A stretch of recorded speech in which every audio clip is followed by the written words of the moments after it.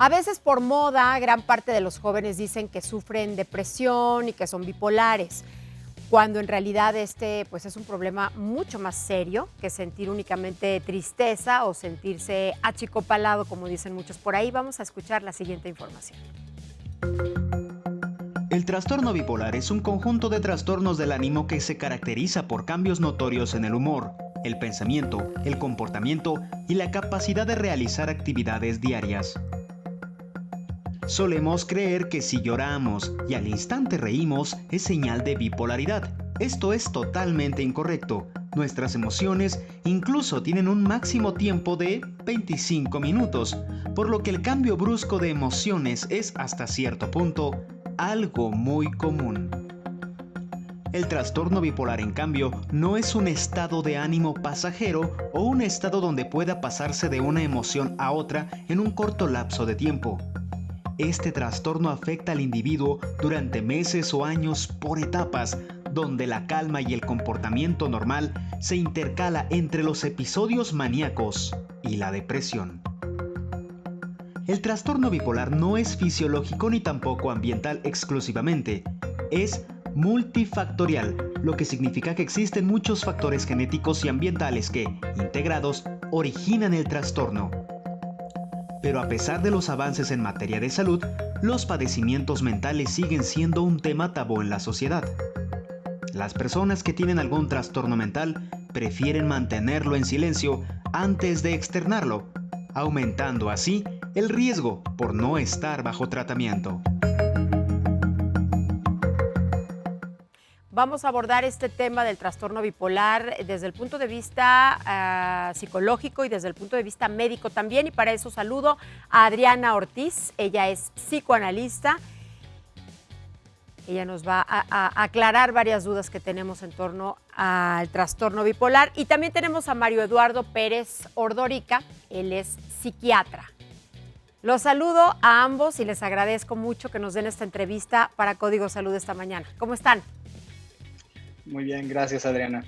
Nos escuchan bien, ¿verdad? Totalmente. Muy buenos días, un placer estar aquí como siempre.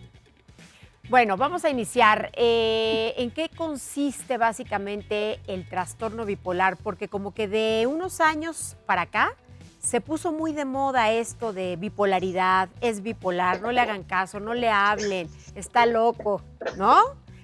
Vamos a empezar por definirlo. ¿En qué consiste este trastorno? Fíjate Adriana. que tienes toda la razón en lo que mencionas, porque muchas veces se utilizan estos términos clínicos, ya sea psicológicos, psicoanalíticos o médicos, para describir ciertas cuestiones que vemos en las demás personas.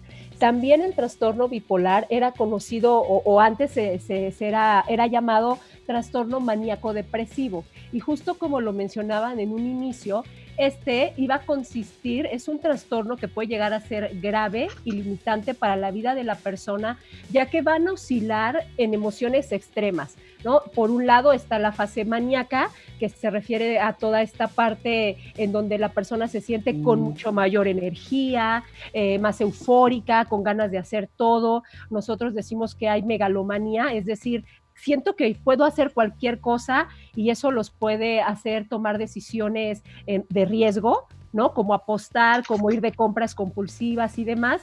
Y por otra parte, oscilar de esta parte maníaca o episodio maníaco a la parte depresiva, ¿no? Que es cuando hay llanto, una sensación de minusvalía, de apatía, de energía baja.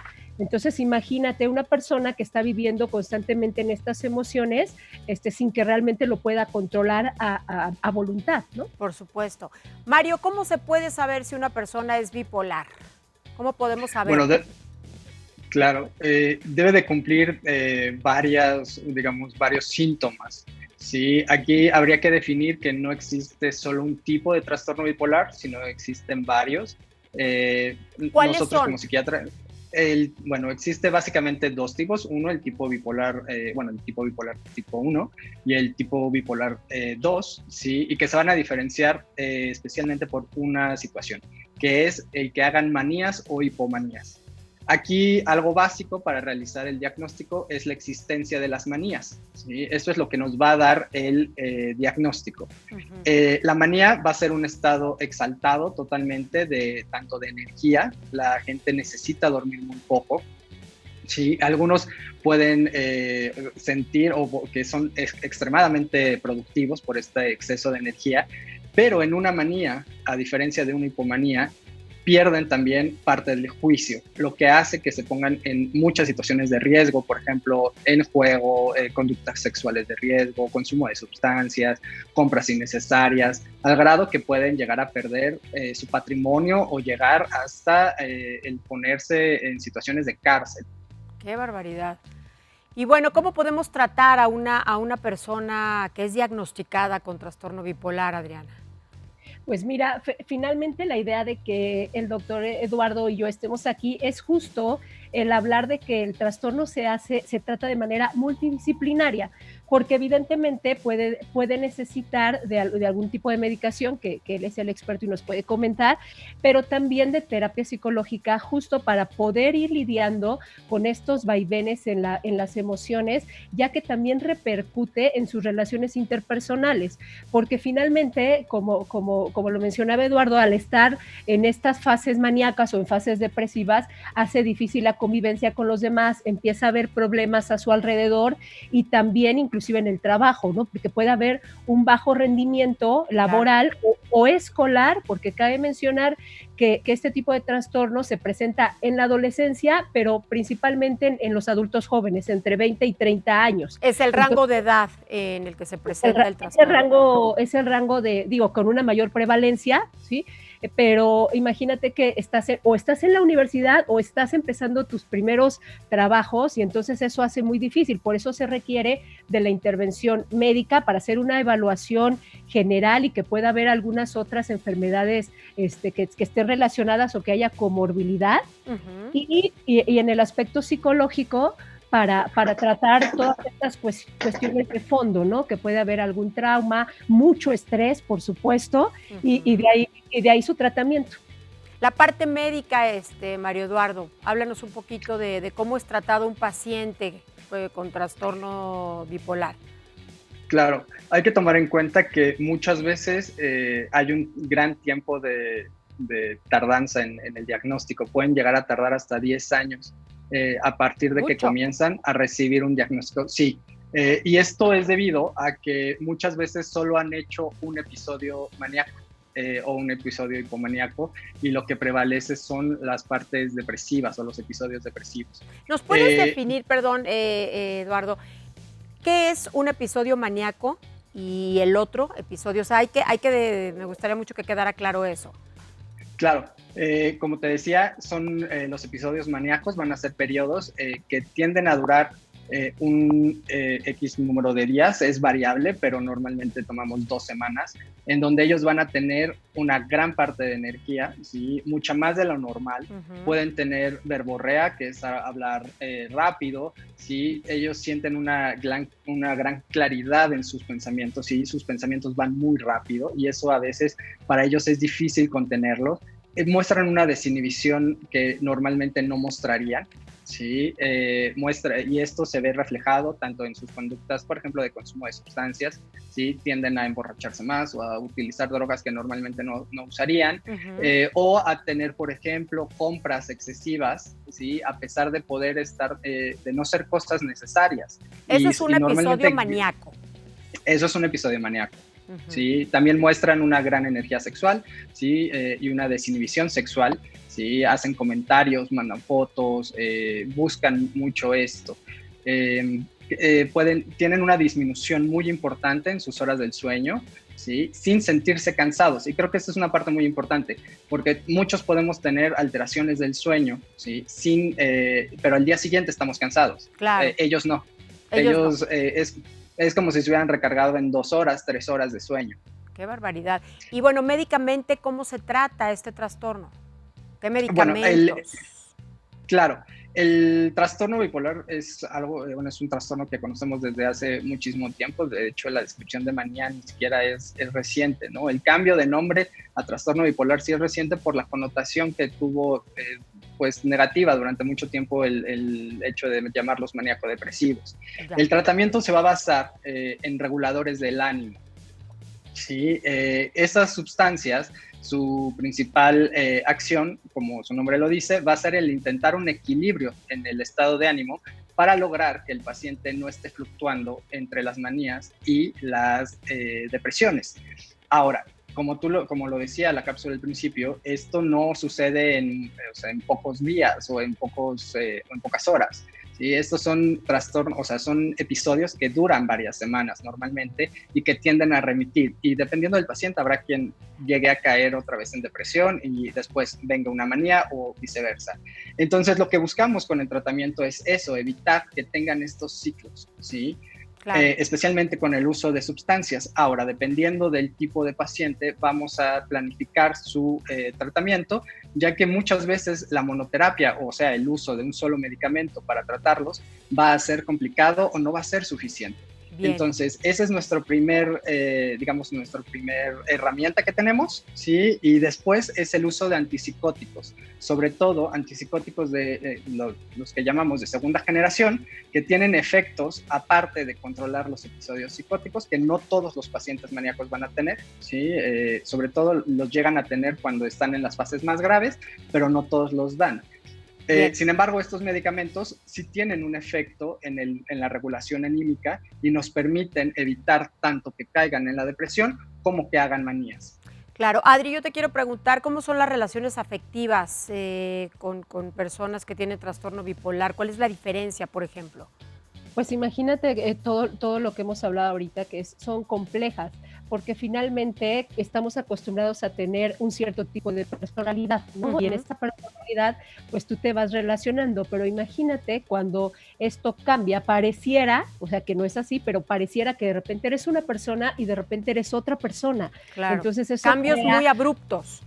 Totalmente abruptos, ¿no? O sea, entonces eso genera que los demás de repente ya no sepan cómo tratarnos, o muchas veces se cree que el estar en esta fase maníaca que describe muy bien Eduardo, entonces es mejor porque estás de buen humor, porque estás como con más energía, pero que en realidad es muy complejo porque también puedes estar muy irritable, claro. ¿No? O sea, de cualquier cosa, entonces hace difícil, imagínate una relación de pareja donde de por sí ya es complicado. Va a haber desafíos, cuando tienes estos episodios es aún más, por eso también la importancia de tener una terapia psicológica que inclusive lleve a la familia a entender qué es lo que está pasando, porque muchas veces, Adriana, como lo pasa también en la depresión, creemos que decirle a nuestro familiar, échale ganas, tú puedes, o sea, creemos que con solo la voluntad del paciente puede salir adelante y no es así. No es así porque tiene aspectos cerebrales importantes, neurológicos como los que acaban de describir y también psicológicos que puede estar una cantidad de estrés muy importante, ansiedad y todo eso hace que una persona pueda tener como la estabilidad emocional suficiente que necesitamos para relacionarnos con los demás. ¿Se puede llegar al suicidio? ¿Una persona bipolar puede llegar a suicidarse? Claro. No, adelante, Eduardo. Perdón. Sí, de hecho es una población que está en mayor riesgo de suicidio, sobre todo cuando son adolescentes, pero a lo largo de su vida sí tienen una mayor prevalencia del suicidio y esto tiene que ver tanto, o sea, la severidad de los cuadros depresivos, pero también porque en las manías, al estar incrementada la impulsividad, sí existen algunos cuadros que llamamos mixtos, que pueden tener tanto síntomas depresivos como síntomas maníacos al mismo tiempo. Entonces, podemos tener la ideación suicida con la energía para llevar el suicidio a cabo. Hay que tener mucha precaución ahí, sobre todo pues estar muy atentos, ¿no? Si alguien de la familia padece de este trastorno bipolar, si tenemos a alguien conocido, ¿no? que lo padece, por supuesto. ¿Qué sucede? Esta pregunta va para ti, Mario. Si una persona con trastorno bipolar no toma el medicamento. Ok. Los cuadros iniciales, una vez que se da el primer cuadro, digamos, y recibe tratamiento, va a tener una mejoría entre el 70 y el 100% de las personas van a mejorarse. Muy elevado. Muy elevado, ¿sí? Cuando reciben tratamiento o hasta de manera sola. El problema es que el 80% de estas personas van a tener recaídas de 2 a 5 años y normalmente son varias. Entonces, si esto lo juntamos a esta latencia que hay para el diagnóstico de hasta 10 años, pues lo que podemos ver es que dependiendo de la gravedad de los cuadros, sobre todo los cuadros maníacos que llegan a la psicosis, esto va a generar un deterioro en el cerebro que va a ser muy gradual. Antes se pensaba que, a diferencia de los pacientes con esquizofrenia, el paciente bipolar no se deterioraba cognitivamente. Ahora sabemos que esto no es cierto. Sí hay alteraciones, sobre todo en la parte atencional, en la parte de memoria, ¿sí? Y en la parte de algunas funciones ejecutivas. Y esto se va a ir con cada cuadro maníaco que llega a la psicosis, va a ir empeorando, ¿sí? Hasta el grado que pueden llegar a tener el deterioro cognitivo similar a una demencia conforme va pasando la edad. Por supuesto. Y bueno, Adri, el apoyo para la familia es fundamental. Para alguien que vive con una persona con este trastorno bipolar, ¿de qué manera se les puede ayudar, se les puede apoyar psicológicamente a los familiares de personas que conviven con ellos? Sí, sobre todo lo que hablábamos, ¿no? El que puedan estar totalmente informados. La información es la prevención, justamente aquí. El que puedan saber todo lo que ocasiona, o sea, hasta dónde el nivel de sufrimiento que está teniendo la persona, porque nos vamos como a estas partes médicas y fisiológicas que son de vital importancia para poder estabilizar a alguien con trastorno bipolar, pero también el sufrimiento a nivel psíquico de no poder estar como tú quisieras. Entonces, el poder informar a la familia es sumamente importante, el que la persona sepa tener estas redes de apoyo, sobre todo cuando este trastorno va a niveles severos, ¿no? o graves, en donde tenga esta ideación suicida o estos intentos suicidas, en que sepan que tienen estas redes de apoyo, nos ayuda a nosotros, tanto médicamente como psicológicamente, a poder contener a la persona y que el apoyo de la familia es fundamental para ellos, ¿no? Fundamental, definitivo. Les agradezco mucho, Adriana, Mario Eduardo, gracias por darnos esta entrevista, por charlar con nosotros y proporcionarnos toda esta información interesante, importantísima, sin duda. Muchas gracias, Adriana. Gracias, buen día. Hasta luego.